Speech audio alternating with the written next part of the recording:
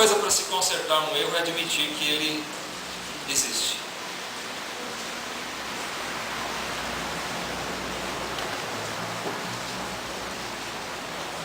Você já ouviu um irmão dizer que não gosta de outro? Ah, eu não gosto daquele irmão.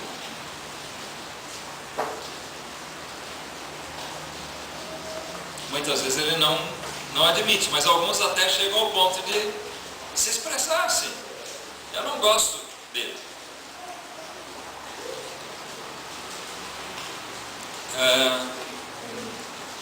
Outros que carregam problemas, ofensas, mágoas, de tempos antigos.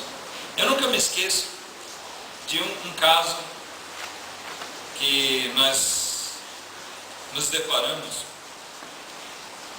Duas irmãs, já idosas, que nós descobrimos que elas estavam na igreja há muitos anos e elas tinham um problema entre elas. Elas eram meio parentes, cunhada uma da outra, né? E elas não se gostavam. A gente não sabia disso. Muito tempo depois nós ficamos sabendo. E o pastor, felizmente não era eu, mas o pastor, quando tomou conhecimento, ele foi tratar disso, foi conversar com as irmãs, e ele descobriu qual foi o problema. Sabe qual foi o problema? É que as duas filhas, que já eram marmanjonas, duas filhas de uma dessas irmãs, quando elas eram pequenas, elas foram brincar e elas pisaram no jardim daquela outra irmã.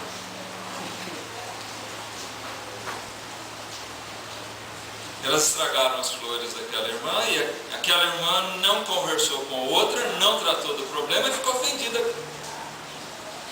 com a mãe das meninas. E as meninas cresceram, se tornaram adultas e o tempo passou e o rancor ficou. A mágoa ficou no coração por essa grave ofensa. Pisaram no meu jardim. Muitas vezes são coisas boas, assim. As flores são bonitas e são coisas agradáveis. Mas melhor do que flores e mais suave do que o cheiro delas é que os irmãos vivam em união. As flores perdem importância quando nós temos uma coisa que é muito mais preciosa aos olhos de Deus do que elas. Flores, se você pisar, se eu pegar, essa aqui não é de verdade, não vale. Se fosse, eu já ia arrancar aqui um pedaço, ofender os irmãos aqui. Mas se você estragar uma flor, Deus faz brotar outra. Mas a nossa união é preciosa, irmãos, aos olhos de Deus. E uma comunhão quebrada é muito mais difícil de brotar de novo do que uma flor. A palavra de Deus diz que um irmão ofendido é mais difícil de conquistar do que um castelo, uma fortaleza. Então nós precisamos tomar muito cuidado com isso. Nós encontramos situações assim. Irmãos que não gostam de outros, irmãos que carregam mágoas e pecados em sua vida por anos e talvez décadas, por ofensinhas, às vezes por coisas bobas assim. Nem sempre são coisas tolas, às vezes pode ser um assunto de maior importância, mas não importa, teria que ser tratado. E outras vezes nós encontramos dentro dos próprios lares. Eu me esforço para me dar bem com os meus irmãos, mas dentro do meu lar, em casa não tem problema. Então nós vemos marido e mulher, pais e filhos, irmãos, em lares que supostamente servem a Deus. Supostamente, todo mundo olha nós estamos vendo ali um casal, uma família de crentes. Mas eu dei um exemplo que às vezes nós, por algum problema de relacionamento com um irmão, nós deixamos de fazer as coisas para Deus. Existe uma outra circunstância que é tão grave quanto essa. É que enquanto nós estamos com um problema de relacionamento com um irmão, e nós estamos insistindo em fazer as coisas, carregando aquele pecado. Também nós temos a dizer que Deus não se agrada desse tipo de louvor. Ele vem manchado, ele vem maculado.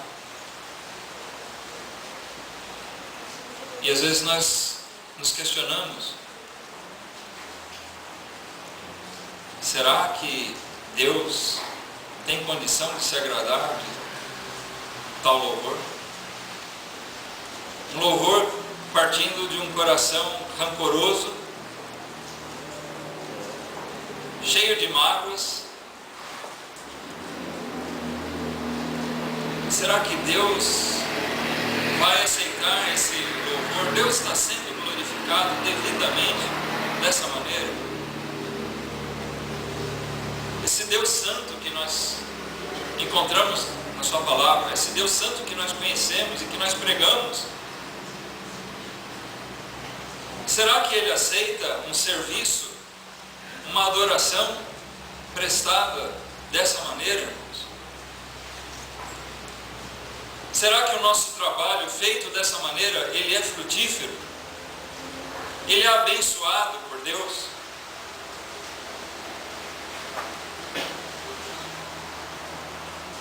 Eu creio, pela palavra de Deus, que a resposta a isso é não.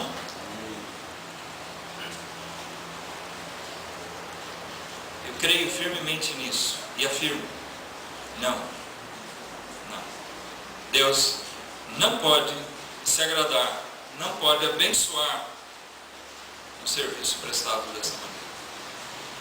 Muitas vezes, e eu vou me incluir nisso, muitas vezes ao longo da nossa vida cristã, nós queremos que Deus aceite o nosso serviço, ainda carregados por pecados não confessados, por faltas não tratadas, e muitas das vezes esses pecados estão ligados a essa área: relacionamentos pessoais.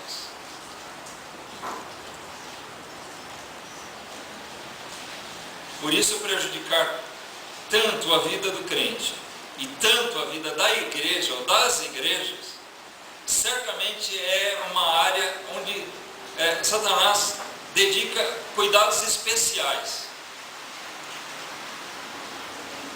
Ele procura pertinaz me enfraquecer, como diz aquele hino. E talvez hoje mesmo ele vai procurar fazer isso. Nós vamos passar algumas horas juntos. Talvez ele vai tentar no seu coração fazer com que você fique ofendido com alguma coisa que eu diga. Cuidado. Talvez ele vai procurar fazer com que um de nós se ofenda com algum olhar que pareceu torto da parte de outro. Ele vai tentar, hoje mesmo. Ele não perde tempo. Então cuidado. Ou talvez ele prefira observar que hoje você está atento e ele deixa para fazer isso amanhã.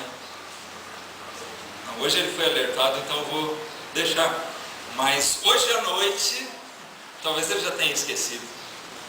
Ou amanhã talvez ele tenha deixado isso de lado.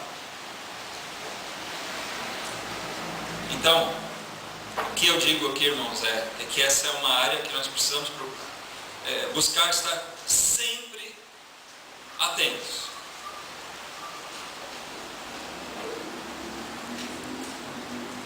A palavra de Deus nos diz sobre como tratar problemas de relacionamento pessoal. Mas, antes disso, nós vamos ver como evitar. Alguém disse que é melhor prevenir do que remediar. Bom mesmo, né? Se nós pudermos prevenir. Então, existem alguns cuidados preliminares que a palavra de Deus nos exorta. Aqui a palavra de Deus nos exorta que nós podemos evitar uma série de circunstâncias.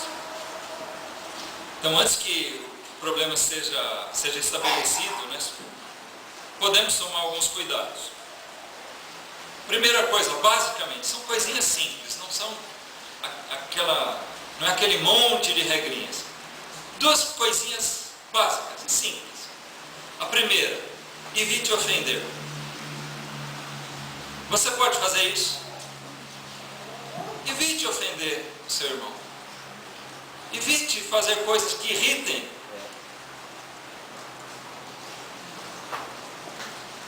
Lá em Sudmenuce, nós tínhamos um irmão, tem um irmão lá, hoje ele já está mais maduro, está mais centrado, mas principalmente quando ele era jovem, ele ainda é uma pessoa assim, nervosa, né?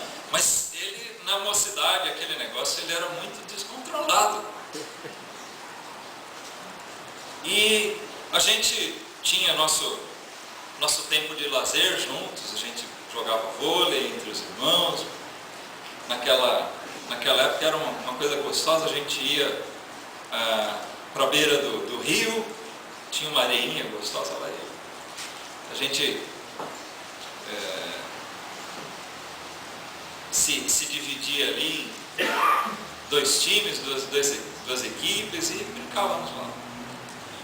Era um lazer bem gostoso. Mas tinha esse irmão tão nervoso e tinha um outro que era um gozador nato. Sabe aquele que zomba de tudo? Quem conhece já sabe de quem eu estou falando. Mas esse irmão, ele não conseguia se conter. E ele sempre tirava uma casquinha, né? Sempre que o lado dele ganhava, ele falava alguma coisinha, ou ele marcava um ponto, ele cutucava o outro irmão. Isso era gasolina e fogo. Eu lembro de uma vez, uma única palavra, esse irmão cortou, marcou o ponto. Toma, orelhudo. Só foi isso. Eu só vi aquele irmão nervoso pegar a bola. Ele estava na beira do rio. Pegou a bola e... Eu quase perdi a bola de vista. E saiu. Nervoso. Pelo menos não partiu para a agressão. Mas isso rendeu muitas conversas nossas. Aquele irmão precisava aprender a controlar seus ímpetos, o nervoso. Mas nós também precisamos aprender a ajudar nossos irmãos. Se eu sei que uma coisa irrita e provoca um irmão, eu tenho que tomar cuidado para não fazer deliberadamente aquilo que provoca o irmão. Ainda que eu pudesse dizer, não, eu estou fazendo para ele se exercitar. Eu irrito ele para ele se exercitar no controle. Não, não é assim que funciona. Ele naturalmente já vai lidar com situações desse tipo. Mas, em primeiro lugar, nós temos que tomar esse cuidado. Evite, com todas as suas forças, ofender o seu irmão. Nem sempre é fácil fazer isso, não. Mas, quanto nós pudermos cuidar disso, para ser